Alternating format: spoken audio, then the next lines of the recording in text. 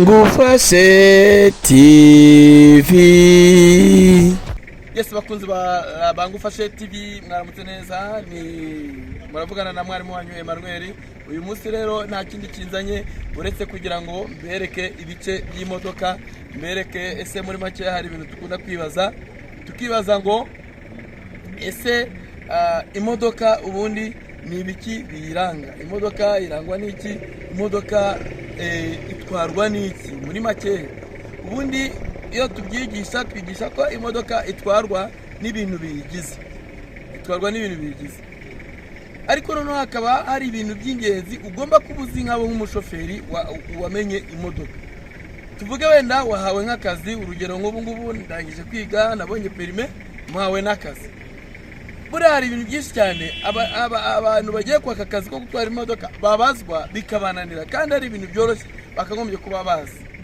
Uyu munsi rero ndaje kuri Ngufashe TV, nta kindi nje kubabwira amabanga make cyane ugomba gukoresha mu gihe ugiye gushaka nk'akazi runaka k'imodoka. Ugomba kubuza, uba ugomba kumenya ngo ese amazi y'imodoka ajya hehe, yongerwamo hehe.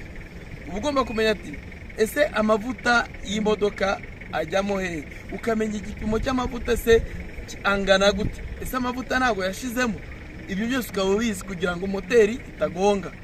Ikindi ugomba kumenya yuko biyibura, mbese ibyo bintu ni bibiri, hari amazi, hari no kumenya ko amavuta ari mu modoka. Amavuta y'imodoka aratandukanye, hari ayo bita hydraulique dukoresha kuri climayer kugira ngo vora ibikata neza, hari nayo dukoresha yo muri moteri kugira ngo imodoka ibashe gukora neza, mbese itagonga moteri.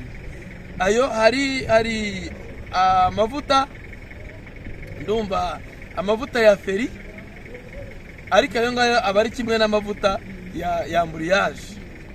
Urumva ni amoko agera nko muri 3, ariko namwe aratandukanye. Nko ku mavuta ya hydraulique atandukanye n'amavuta ya feri, ariko amavuta ya feri n'amavuta ya amburiyaje birakorana, arasa. Namwe wakoresha amavuta yo kuri feri ukayakoresha na kuri amburiyaje.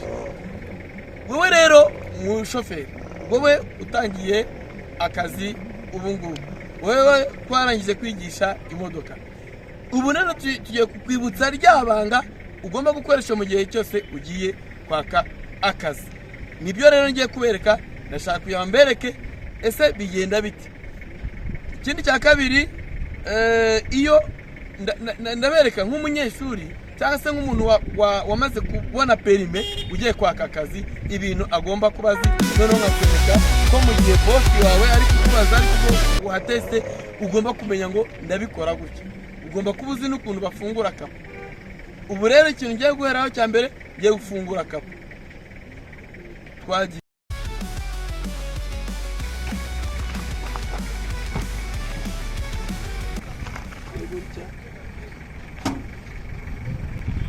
urabona yuko kapo ifunguye.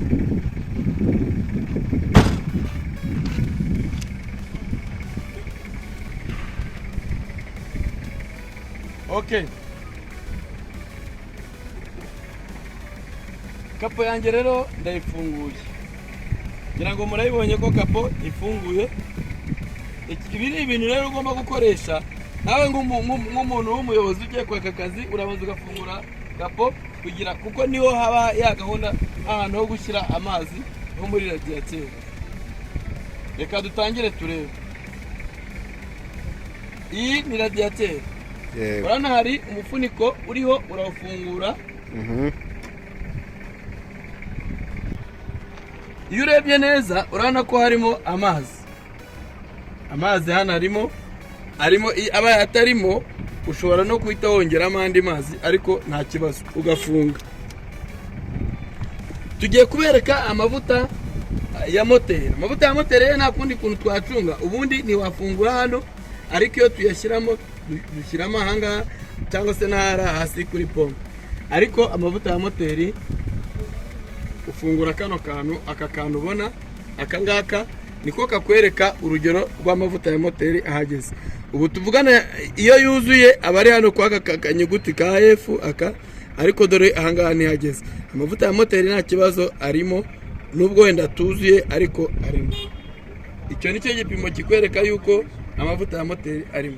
Kugira ngo rero ubibone neza, ubimenye neza, ushobora gufata akantu k'agatambaro ugahanagura kano kajoji, kano bakwita joji, ukagahanagura. Urabona ko nta kibazo gafite, reba, ukongera ukagasubizamo hano mu gipimo cya moteri, ukongera ukazamura kugira ngo urebe ahageze. Urabona noneho baratwereka ko amavuta yanjye ahageze, n'uvuga cya gipimo cyari cyo bari batweretse. Ukongera rero ukagasubizamo, ukavuga ati amavuta yanjye ni sawa, arimo. Tugiye kwereka amavuta rero akoresha icyo bita kirimayeri, kiriya kintu dukoresha dukata. Ahangaha kano gakombe muri kubona, kano kajerekani, aka kajerekani murakabona, iyo ugapfunduye kaba karimo amavuta ya kirimayeri. Ntabwo wayabona ariko arimo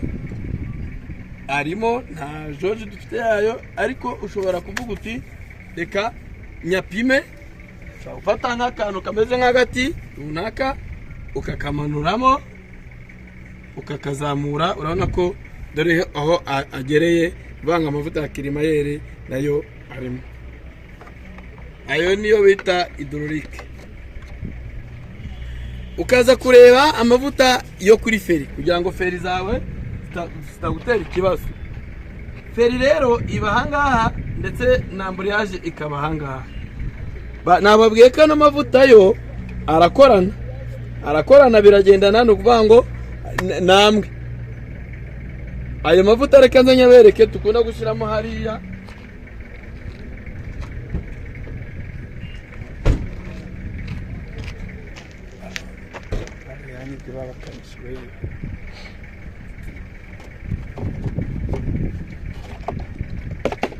Urabona kano gacupa kanditseho Superstar Black Fruits. Black Fruits ni hydraulique, koresha ni Black Fruits, ngira ngo murayibona. Aya rero niyo mavuta dukoresha dushyira kuri Black rero ni ngiyi ariyo bita feri. Urafundura kano kantu, urabona ko amavuta yanjye arimo ngariya, aba yatarimo ugira gutya ukongeramo andi, ariko arimo. Iya rero niyo bita amavuta ya feri. Atarimo urumva feri ntago zafata. Kongera ugafunga neza. Noneho hano naho ni amavuta ya ambriage.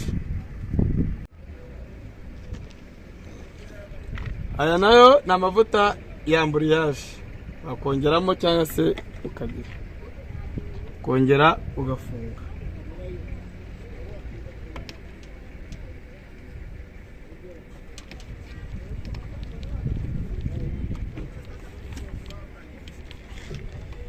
Nibyo rero twagira ngo tubere